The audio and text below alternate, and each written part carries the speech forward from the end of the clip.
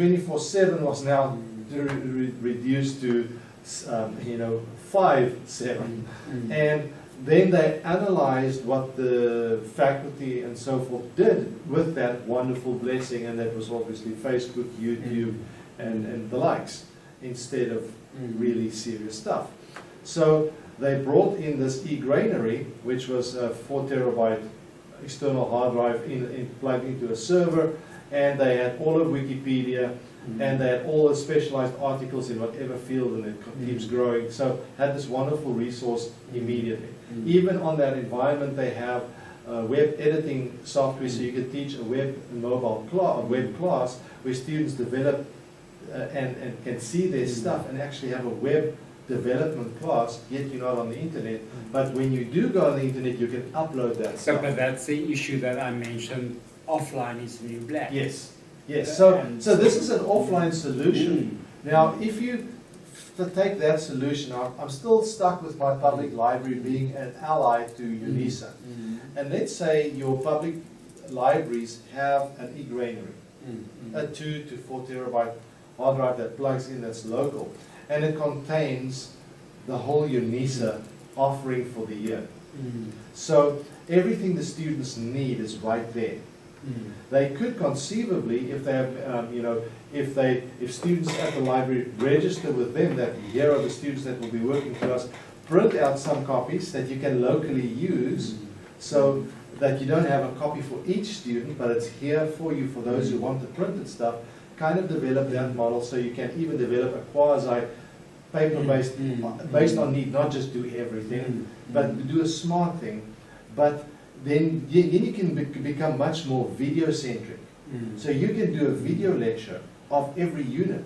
It's in the library, the student can come watch it. It's not bandwidth issues now, you get it down once, or you can even courier with thumb drives or whatever, the stuff there, upload and so forth, but you solve your problem where you offer them the richness of the digital space that they can watch there. If they want to download it and take it on whatever device, whether it be a phone or whatever, they've got that facilitation to take with them. But you basically cover for a lot, from paper to digital to I just need to be here to do everything, or I can come get it and take it home. I don't have electricity, I do have electricity. All those people are covered if you have a local digital water hole for your college students. That's kind of the concept that I've got in mind, but and yeah, you loosen some rocks with some of the variables, as you mentioned, how James works and where his sweet spot is, but also what's his need and what kind of things does he do and what do you do, differences there, and where you say, even if I wanted to, that wouldn't be like myself and my wife, variation. But what do you think of such a model of having a cached local copy of the content? Because what I was trying to do is avoid that student traveling down to Durban. I thought, is it really necessary to do all that travel, book yourself in a hotel for 2 days down there, just to go sit in a hall with 1,000 or 2,000 other students and fall asleep? Do you really need that? Okay, very interesting, UNISA, due to cost saving, and secondly because we seriously, and I really can say we seriously doubted the impact of those sessions to our students. Lecturers opted for Cape Town and Durban, but didn't go to Polokwane. So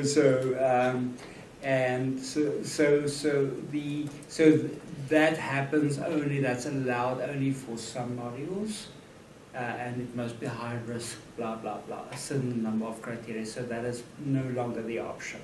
But even for those that they do, is there like a model I described, or a video delivery that's locally accessible? Then what I wanted to say to you and I think about in 2009 we decided to, instead of having lecturers travel, to have satellite transmission.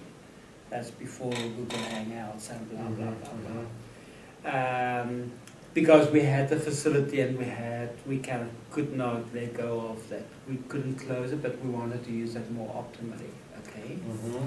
So then we said, okay, but we will record your session, and then duplicate them on CDs Okay.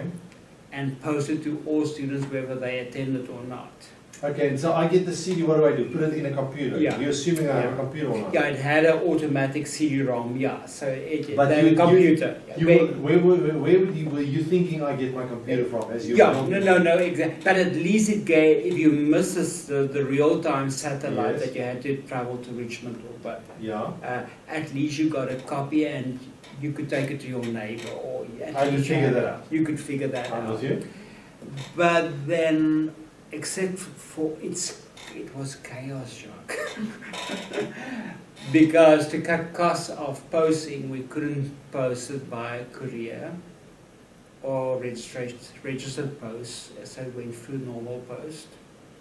And it probably got damaged too. So we didn't have any reports of damage, but students would phone in because our promise to students was the satellite is today, it's recorded, duplicated, 18,000 Economics 101, and posted to you within 2 days.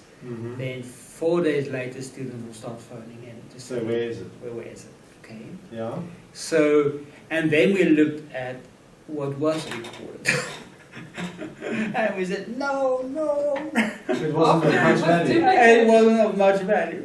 So a massive effort for not much value. Oh my goodness. So in other words, there was an internal, my assessment was, who was asleep at the switch to realize this is not worth sending? You see, we tried to, because not all students who could travel to Polokwane or Durban Yeah. for those 2 hour Yeah. sessions of Yeah. lectures, okay?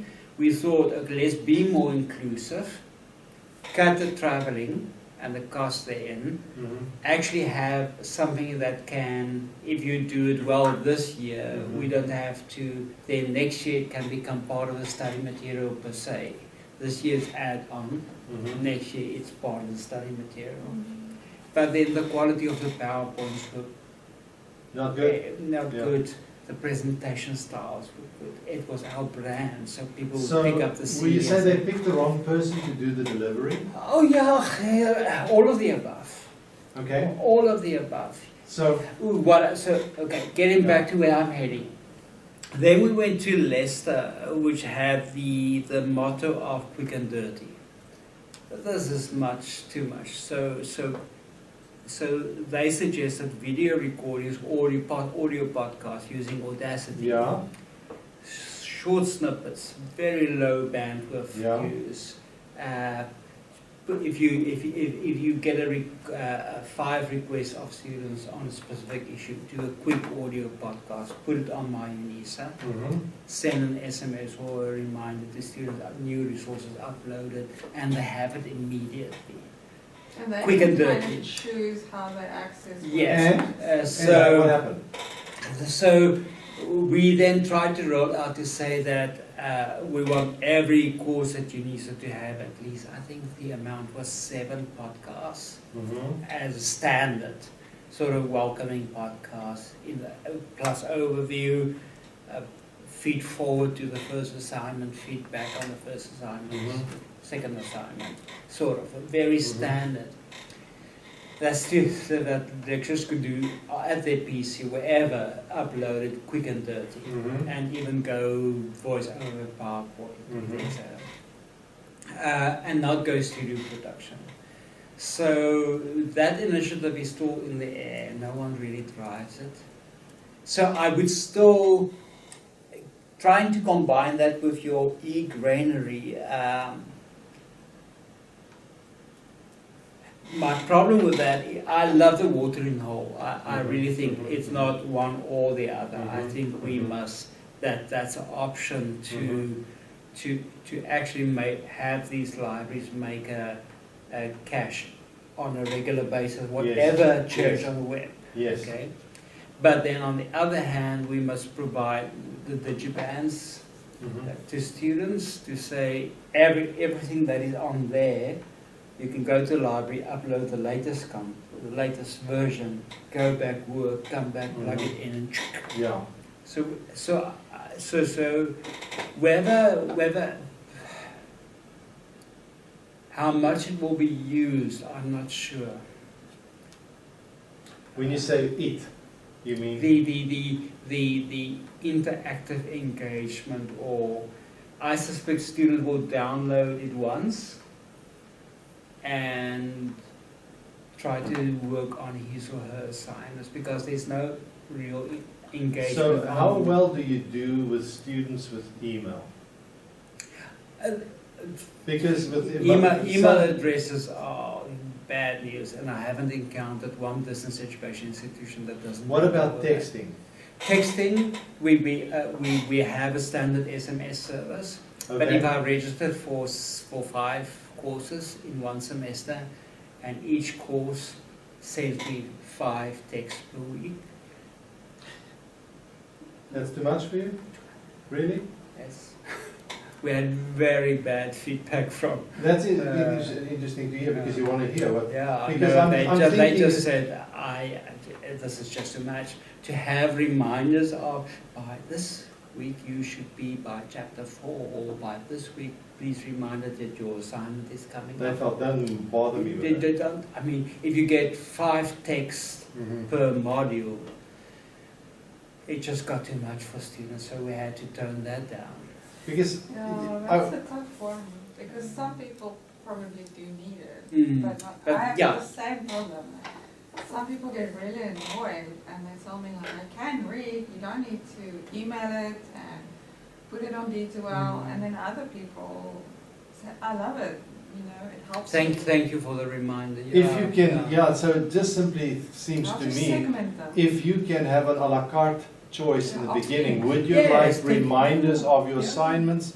And where you say, I can read, thank you, so you won't check that box. And you can choose what you want and go back, and if You you see, find it's bothersome. But now we're back at the beginning of the conversation. I think there's the article by is it Garrison and Anderson that has the proposal that we have a la carte, a menu of services, and this is when you choose to fly United, or Mhm. what your cheapest of Yes.